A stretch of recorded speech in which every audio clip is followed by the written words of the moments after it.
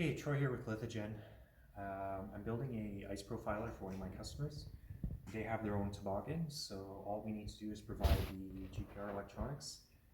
The IceProfiler is a little bit more difficult to use than the IceMap. All of our IceMaps are deployed, so this is our second best scenario. This IceProfiler is built out of the same company's parts, so these parts are all sensors and software parts with a couple of exceptions. We have a couple of parts from Juniper Systems.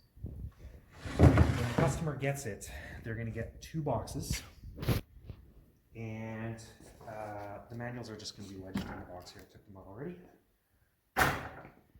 Inside the boxes, there's going to be a couple of other things. We're going to deal with this box first. This is the box that contains all of the items with batteries. So batteries and chargers for all the components in the system. The first is there is a tablet computer that is used to control the system, as well as it has the data processing software loaded on it so that you can do your ice reports. The next is there is a GPS, and this GPS has an internal battery in it and a charger on it. It takes a USB-C charger, so make sure you charge the GPS when it's not in use. The GPS has one button that you have to use to turn it on. There are two large lead-acid batteries included. These batteries are flight safe, so we don't have to do any paperwork for them. There are lithium-ion batteries in both of these, so that's why the battery sticker is on the side. But I put the lead-acid batteries in the battery box just to keep all the batteries together, to keep it simple for the airport. These batteries each have a charger for it.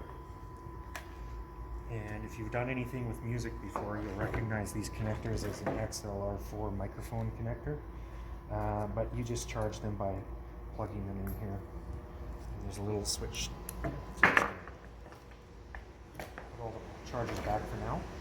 We ship two of these batteries. There's always a spare. You may wish to take the spare with you, or you may wish to have the spare charging or using the other. So inside here, this box right now is just the spare battery and all the chargers. We're going to take the rest and assemble the system. Because this isn't an IceMap, we don't have the perfect foam for it, but we have pretty good foam where we've custom cut out everything to fit the components inside. Inside the device, there is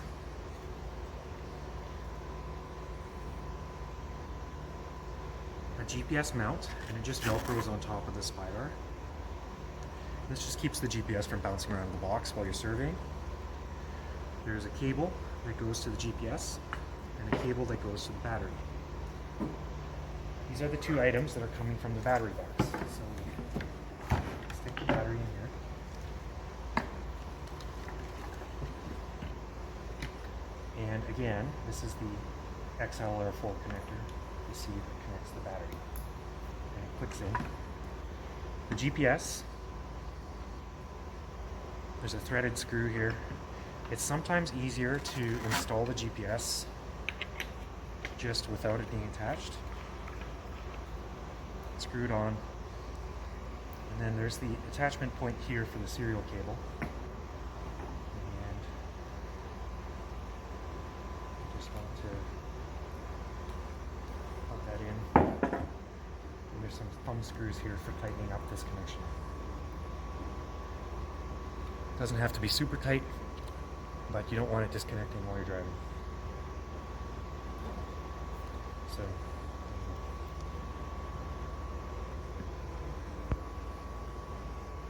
there's two power buttons on this system. The first is on the GPS, just right here on the front. If you just tap it once, the GPS will turn on. The next power button is on the Spidar, and I'm just going to lift this up so you can get a better view. There's a front screen here with some status messages, and a power button right here. Just press the power button once. Provided the battery is attached, it will turn on. The only other device in here is the antenna, and as long as the cable remains connected, the antenna is good to go. We have some custom foam cut out here, just so that the antenna has room, and the GPS will fit right in here, and that will keep everything in place very snugly once the lid is closed. So nothing is moving in here. Just going to close the lid. Because it's all filled with foam, you can kind of press it on the lid a little bit to close it. That's the whole GPR unit, all the electronics ready to go in the toboggan. In the toboggan, you're probably going to want to strap it down with some ratchet straps or something like that, just to prevent it from bouncing around too much and sliding around in the toboggan.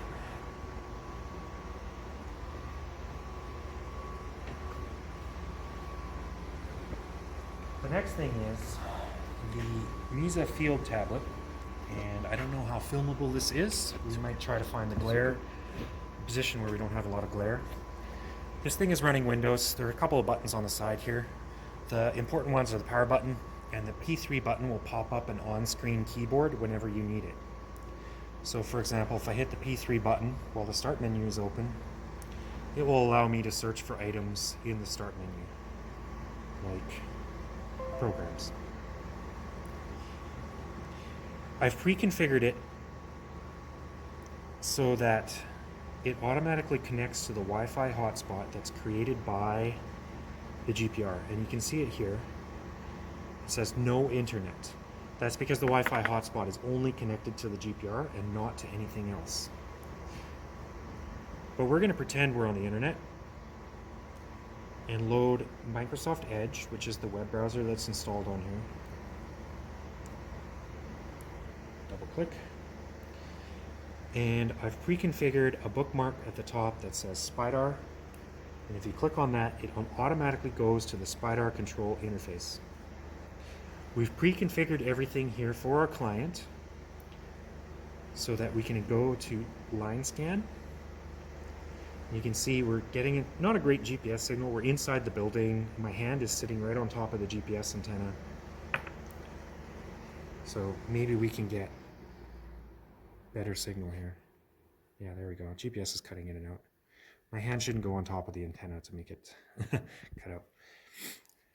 The next thing you want to do is you want to name your line. And again, there's an on-screen keyboard that pops up here, so you can name it whatever you want. So I'm going to call this video demo.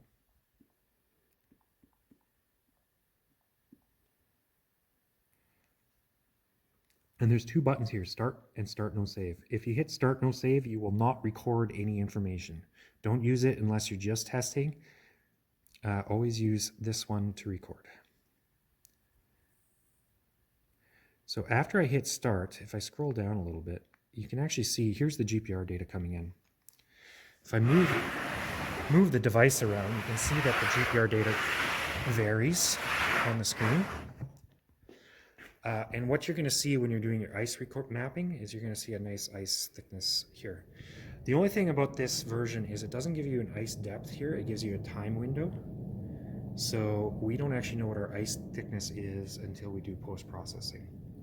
You can kind of estimate it if you know what the velocity is in ice, and we can talk about that in person if needed. After you've recorded the data though, you're going to hit stop. And the data is saved. If we go to our project management window here, we were working in the project called test. You guys can add a new project here if you want, but in test, you can see that there's a line here called video demo channel 1. So we just created that. If I hit export to USB, inside the box here, you could put a USB stick in there and it would export the data to the USB stick. Because we're doing our processing on this tablet, I'm just actually going to hit download. And what it did is it downloaded the file to the downloads folder on the tablet. You can see on the tablet here, there is a file called test.gpz. We're going to move it to our folder where we're going to do some work. And hit paste to move it to our test folder here. At this point, we're going to do some data processing, so I am just going to pause the video for a second and prepare for that. Okay, one digression here before we get into data processing. In order to stop the system, the easiest way to stop the system is using the web interface that it presents to you. If you hit the hamburger menu here in the corner, there's a shutdown button. Are you sure you want to shut down the system? Choose yes. This is shutting down the system that lives inside the box. And you're going to see it saying waiting for network, because now the system is shutting down. We can now close the web browser and open the box. And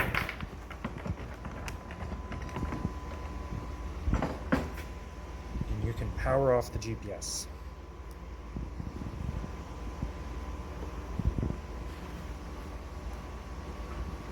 Going to verify that the system actually shut off by confirming that there's no lights on the screen inside there. You can see it's dark. If you're worried about keeping your batteries warm, I would disconnect the battery and take it with you, put it in your coat pocket or whatever, and disconnect the GPS and do the same.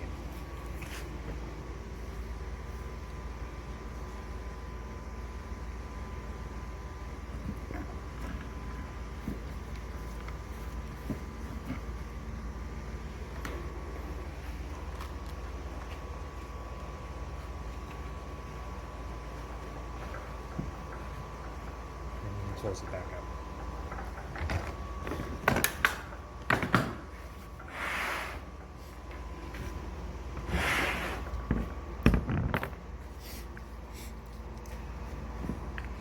Now we're going to talk about data processing.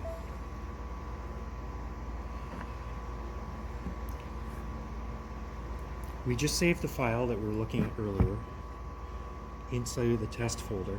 You can save it in whatever folder you want, but you're going to need to be able to find it after you saved it. So make sure you name it in some sort of way that you can find it. I'm going to double click on this, and double clicking on it will open up Echo Project, which is pre-installed on the tablet. Echo Project sometimes takes a minute or two to load. These tablets are really great field tablets in terms of their durability, but they don't have the fastest CPUs. So it loaded it up. This is our little crap that we just recorded in the shop here a second ago. You can see it's 500 megahertz reflection data, today's date, etc. The only thing that we are going to use Echo Project for is to export this into a format that could be understood by the IceMap software. So we're going to put a check mark in next to the line we just collected. We're going to choose File, Export, Lines, Line Data. It's going to ask you where you want to save it. We want to put it in the same folder that file was just in, and we're going to hit Select Folder. This created a new folder in there called Line Set. We can now close Echo Project. We're done with it.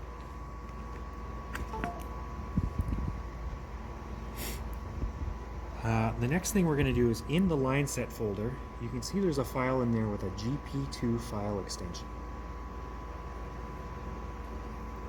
Just to focus a little better. If you double click on the GP2 file, it will run a little conversion script that we wrote here at Lithogen. And all that does is create a matching GPS file. So basically this is just the GPS data in two different formats, but the IceMap software requires it in an older format. This window, after it's run, assuming there's no errors, you can just close, and you're done with your data conversion. So just to be clear, the extra steps in this version versus the IceMap were load the data in Echo Project and then export it, and then double click on the GP2 file. Those are the only extra steps. Now we're going to load the IceMap software. If you were using an IceMap to collect this data, it would already be ready to go. But because we had to do the data conversion, we have to open it in IceMap.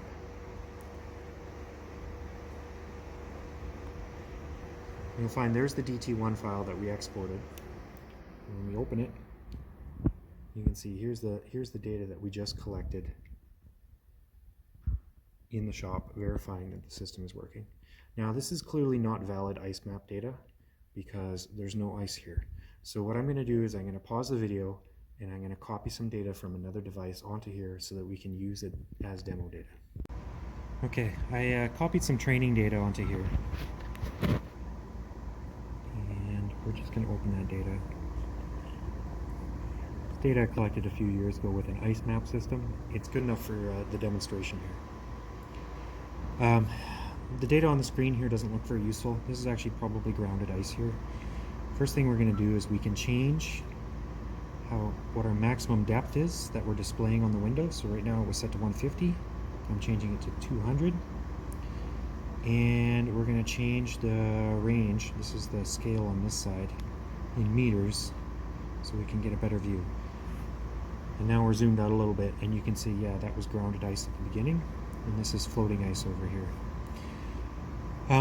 If you collected this in IceMap, what you would normally see is a bunch of blue dots all over here, and you'd have to go through and fix this all up.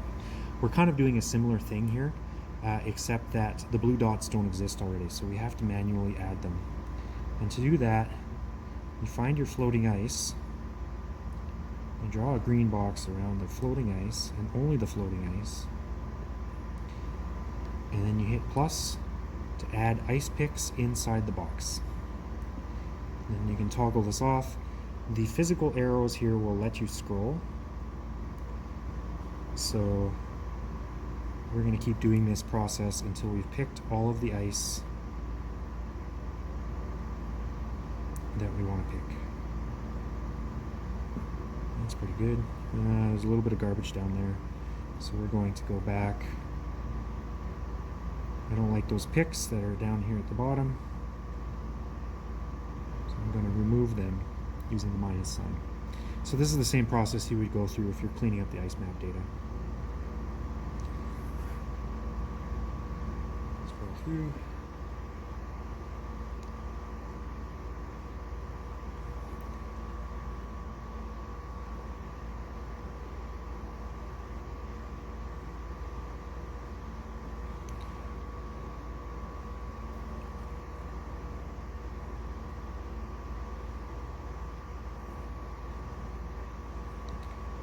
And here you can see the ice data is nice and clean.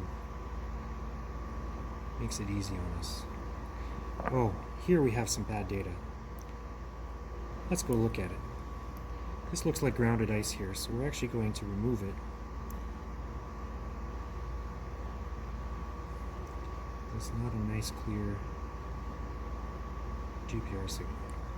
So we'll remove that, that's grounded. Probably the same there. Oop, sorry, minus sign to remove. And then we're going to keep scrolling. That looks like all grounded ice.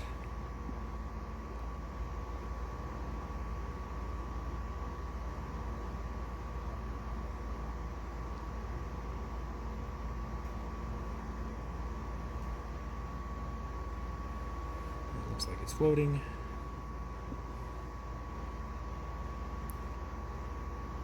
Sometimes the touchscreen is a little bit annoying, and some people like to attach a mouse to the USB port on the side.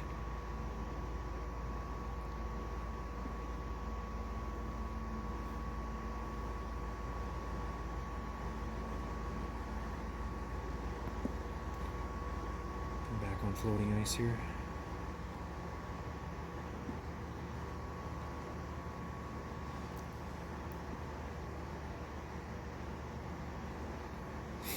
Okay, this data was collected with an IceMap, so they did calibration holes using the IceMap's built-in calibration procedure. You guys won't have done that, so we will assume for now that we're going to use a manual calibration and an ice velocity of 150, which is the best default velocity you can use. You can see that adjusted the level of the ice just a little bit.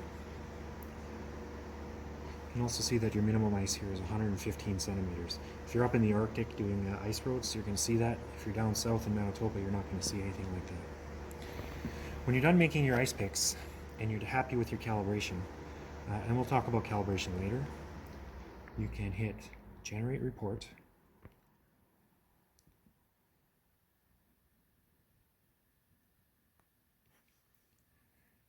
And there are some options here. And this is going to be annoying on the touchscreen. You can add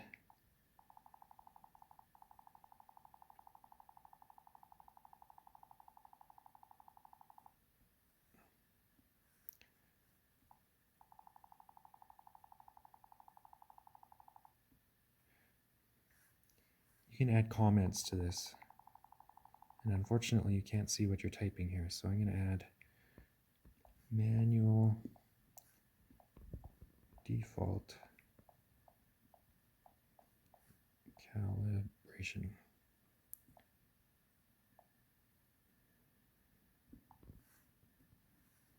Into the notes here. And then I'm going to hit refresh preview, and I'm going to scroll down. And in the notes, it's going to say manual default calibration. You can enter other notes there, and you can see some of the other notes here. Then you're going to go export to PDF and export it. And this is exactly the same process you would be doing in the IceMap to generate your report. After you're done with that, you can load it in IcePicker. You can open the file that you just created.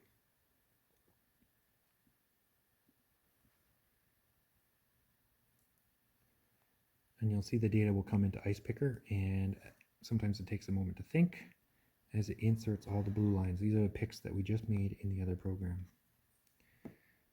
Then in IcePicker you go File, Save Ice Thickness File,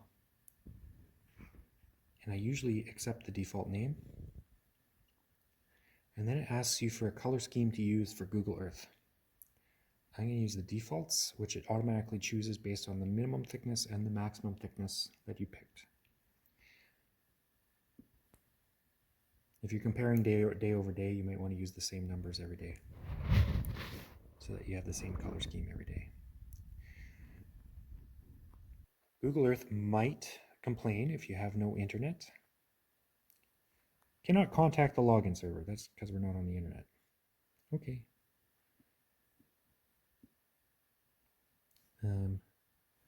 What I'm going to do is I'm just going to put this on the internet here.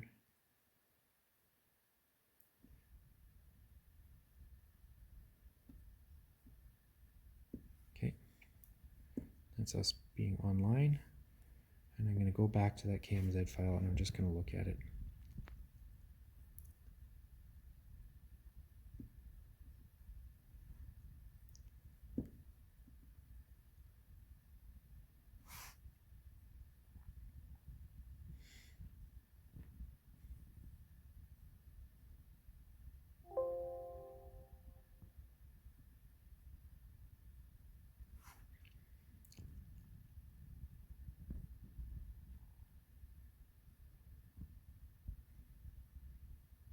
And here you can see where it was created on Google Earth.